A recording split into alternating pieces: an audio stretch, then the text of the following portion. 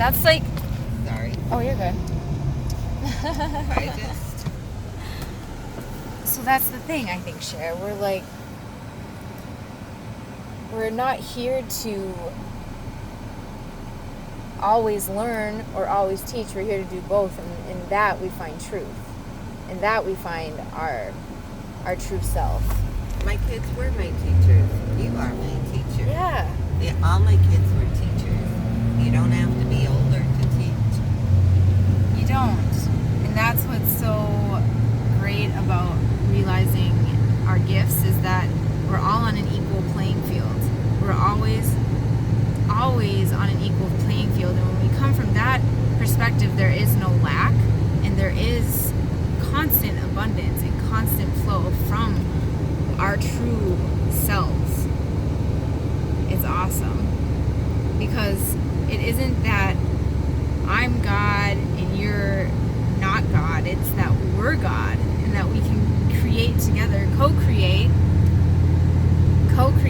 with God, the God particle in us, to create whatever we want.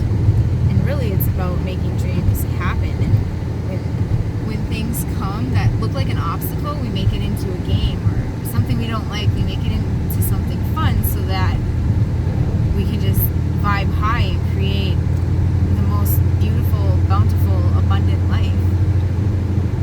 That's what we're here to do. Yes, that's what we're here to do. It is. That's what I love too. This might be, I'm not trying to sell anybody on anything, but when I joined Unity, they said, do you agree that everybody here is your teacher? I said, yes. Do you agree that to be their teacher? Yes. And that was the most unusual way to become a member. I think that's the best way, though, if you think about it. I just had this conversation with a friend last night. We were talking about personal sovereignty. Like, our sovereignty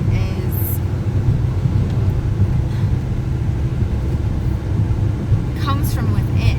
And what happens in this culture is we're always reaching across. You actually told me this. Reaching across for each other to fulfill each other's needs. But really, when we go within and we realize that we are the fountain of life,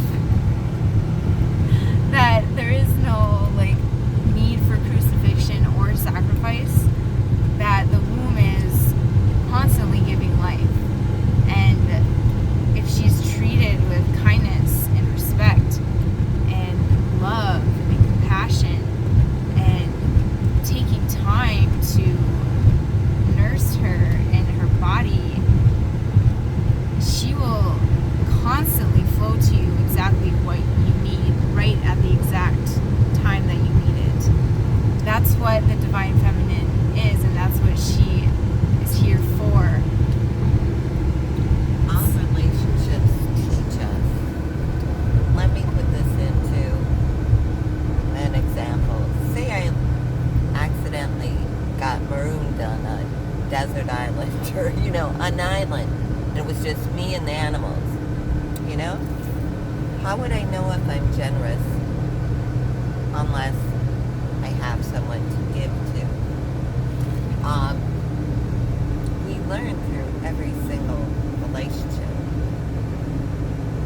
I think what's important is to have balance in your relationships, giving, receiving, being there for one another. And sometimes it's taking turns.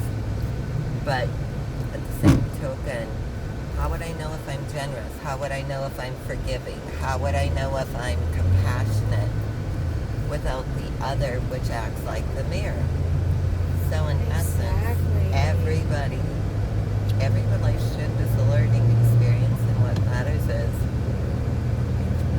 take the lessons, and apply them in life. And every relationship is different, so those lessons may vary, but same token, no man, it was said to me, we're born into families for a reason.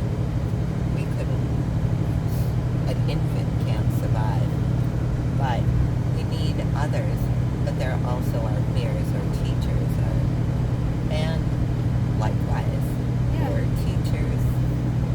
And so even a child can teach an adult in their purity and love and innocence. And exactly. It's noticing, it's being aware. That's what we need. It's the interconnection of realizing that I am you and you are me, and right, we are one.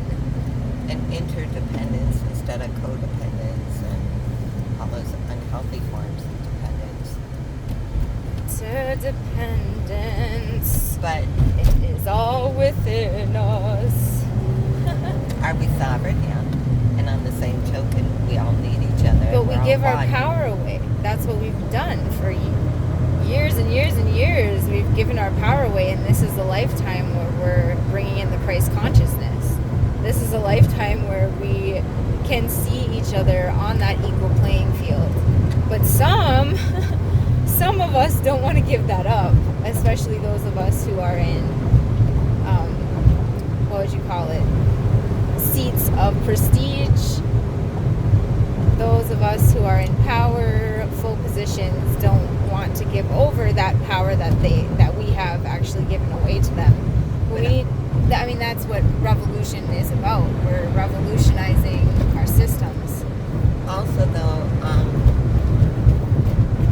even people, well, let's put it this way, people who've been victimized through trauma tend to want control. And as if I could control everyone and everything around me, maybe I won't get hurt. It comes from fear. Control and fear. Yeah. And that's what, actually... Instead of love. And that's actually what I really struggle with and I deal with all my fear because of my trauma and the traumatic brain injury that I have undergone because of my sexual abuse. I have what they call on this planet borderline personality disorder, where I just react instantly in anger to protect myself. And it has become my personality. And I don't want that to be me anymore. I don't want to have my father's narcissism in me anymore, because that's not mine. That's his. And it's that family line distortion that I'm clearing. I don't have to be like my family. And I'm not going to be like them. So I'm actually owning my own not good behavior and claiming when I'm projecting. And it's not an easy thing, because you gotta let your pride go. You have to realize that you really aren't in control, and that's the only way, really, because love isn't control at all. You have to. It's free flowing like water. Love is. And we want shared power. We do. True power is not power over someone else. True power comes within. It does. It really does. Did I just miss the turnoff? I was going to say, I think you did. Well, that's all we have for today.